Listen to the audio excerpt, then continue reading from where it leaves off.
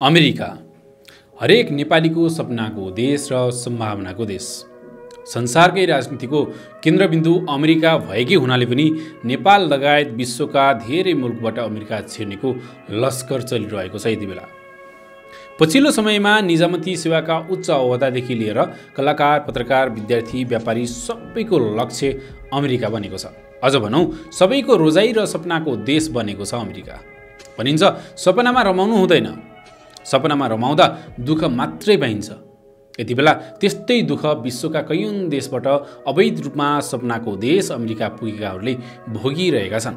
दोस्रो पटक अमेरिकाको राष्ट्रपतिमा निर्वाचित भएका डोनाल्ड ट्रम्पले आप्रवासन नीति ल्याएसँगै लाखौं रकम तिरेर अमेरिका छिरेका हजारौं व्यक्तिको बिचल्ली भएको छ। यति बेला हुन त अवैध बाटो भएर अमेरिका पुग्न पनि सहज छैन। नेपालबाट अमेरिका मात्र पुग्न चुनौतीका हजारौं जन्जिर पार गर्नुपर्दछ। अमेरिका जान प्रयोग हुने अवैध मार्ग, दलालले लिने पैसा र बाटोमा मृत्युबाट जोगिन भोग्नुपर्ने कष्ट निकै दर्दनाक हुन्छ। नदीनाला जङ्गलमा लुक्दै महिनौं दिनको जोखिमपूर्ण यात्रा गरेर मेक्सिको लगायत विभिन्न अवैध बाटोबाट अमेरिका पुग्ने गर्दछन्। घना जङ्गल, भिर, हिलै हिलो, चिस्यान नै चिस्यान छिचोल्नुपर्ने हुन्छ। अझ पानामा जङ्गलको भीमकाय यात्रा त झनै दर्दनाक हुने कैयौं दृष्टान्त बेला बखत सार्वजनिक हुने गरेका छन्। कसैलाई कसैको माया हुँदैन, कोही हिँड्न नसकेर बाटोमै छुट्दा जङ्गली जनावरको शिकार हुने त कसैलाई बन्दुकधारी लुटेरा समूहको सामना समेत गर्नुपर्ने हुन्छ। बिचौलियालाई लाखौं रकम तिरेर गएका कति त अमेरिका पुग्नै सक्दैनन्।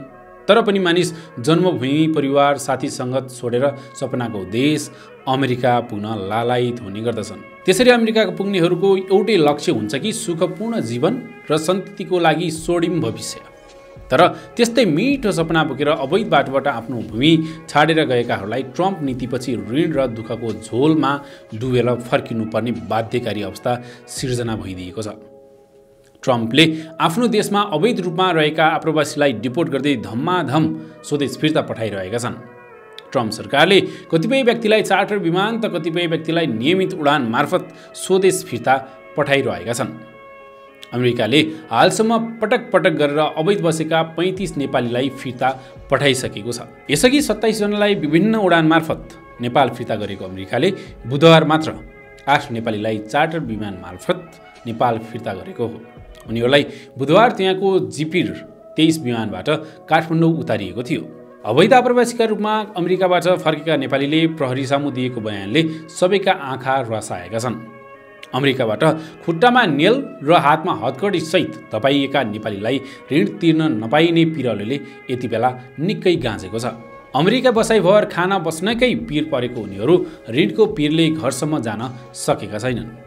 सुरुमा विमानस्थल अध्यागमनलाई जिम्मा लगाइएका उनीहरूलाई अध्यागमनले नेपाल प्रहरीको मानव बेचबिखन अनुसन्धान ब्युरोको जिम्मा लगाएको थियो। ब्युरोमा दिनभर बयान लियो र आफन्तको जिम्मामा उनीहरूलाई छाडियो। ल्याएका मध्ये 8 जनालाई अमेरिकी अध्यागमनद्वारा चार्टर गरिएको GRP 23 विमानबाट र 1 यात्रुलाई अन्य यात्रु सरह निजी खर्चमा काठमाडौँ ओह्रालिएको थियो। तर त्रिभुवन अन्तर्राष्ट्रिय विमानस्थल अध्यागमन कार्यालयले 9 जनालाई नै प्रहरीमा बुझाएको छ। अमेरिकाको अध्यागमन कानुनअनुसार अवैध रूपमा उक्त मुलुकमा बसेका आप्रवासीलाई आफ्नै देश फर्किनका लागि केही समय चेतावनी दिने गरिन्छ।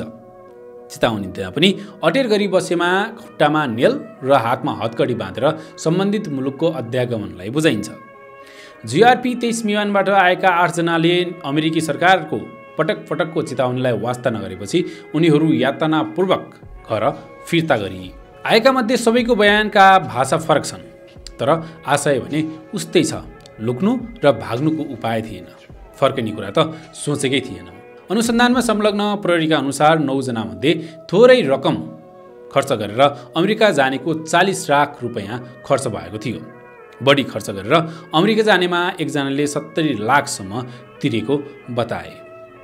अमेरिकामा अवैधानिक रूपमा बस्ने कागजात मिलेको र काम गर्न पाएका भए 1 वर्षमा उनीहरू ऋण तिर्न सक्दथे।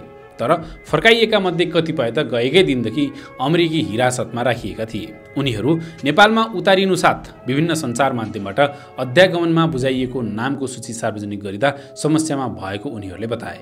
प्रहरीले सञ्चारकर्मीहरूले कुरा गर्न चाहेको सुनाएपछि उनीहरूले अस्वीकार गर्दै त्यस्तो कुरा भनेका हुन्। बुधबार फिर्ता आउने मध्ये एकजना डोटी जिल्लाका पूर्व र पश्चिम रुकुमका 2 जना, रोल्पाका 1 र दाङका 3 जना थिए।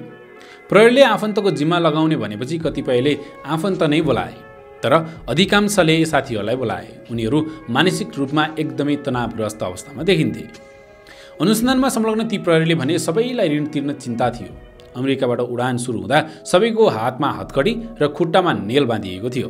पूर्वी युरोपेली मुलुक अल्बानियामा जहाजको इन्धन भर्न अवतरण गरिँदा त्यहाँ 1 घण्टा जहाज होल भयो। त्यसक्रममा उनीहरूको खुट्टाबाट नेल हटाइयो। हातको हत्कडी भने त्रिभुवन अन्तर्राष्ट्रिय विमानस्थलमा अवतरण भएपछि मात्रै खोलिएको फर्किएका एक नेपालीले प्रहरीलाई बताए। मानव बेचबिखन तथा अनुसन्धान ब्युरोले सोधपुछ गर्दा उनीहरूले हात र खुट्टामा रहेको नेल र हत्कडीको डाम नै देखाए। नियमित उडानबाट फर्किएका 1 जना बाहेक सबै भोका थिए। चार्टर जहाजमा उनीहरूलाई पानी र केही फलफुल बाहेक केही नदिएको कारण उनीहरू भोकै अवस्थामा रहेको ती प्रहरीले बताए। पासपोर्टमा उल्लेखित स्थायी ठेगानामा फर्किने चाहना कसैले पनि देखाएनन्। तीमध्ये केहीका परिवार काठमाडौँ र स्थायी ठेगाना आसपासका सहरी भेगमा बसोबास गर्ने भन्दै उनीहरू त्यहीँ जाने भनिरहेका थिए। कतिपयमा आफूहरू फर्किएको चिन्ताले परिवारको सदस्यहरूमा झन् मानसिक चिन्ता बढ्ने भन्दै आएको खबर पनि नपाए हुन्थ्यो भने जस्तो गरिरहेका थिए। फिर्ता ल्याइएका मध्ये सबैले अमेरिका जानु पूर्व विभिन्न दलाललाई पैसा बुझाएको स्वीकारे, तर कसैले तिनको नाम भने बताएनन्। उनीहरूको काम अमेरिका छिराउने थियो। हामी छिरेर पनि आयौँ, एकजनाले भने। अब कुन मुखले पैसा फिर्ता माग्न जानु? प्राय सबै यस्तै नै जवाफ दिएको र कसैले कसैका विरुद्ध पनि उजुरी नगर्ने बताएको अनुसन्धानमा संलग्न एक प्रहरीले बताए। अमेरिका छिरेर पनि डिपोर्ट भएर फर्किएकाहरूको आगामी नेपाल यात्रा पक्कै पनि सुखद हुने छैन। उनीहरूले अमेरिका पुग्न लिएको ऋण र गरेको लगानी निकै ठुलो छ। त्यो बेहोर्न उनीहरूलाई निकै हम्मे पर्नेछ। अवैध यात्राको गन्तव्य पक्कै पनि सुखद हुँदैन। त्यसैले अवैध नभई वैध बाटोको यात्रा गर्नु नै बुद्धिमानता हुनेछ।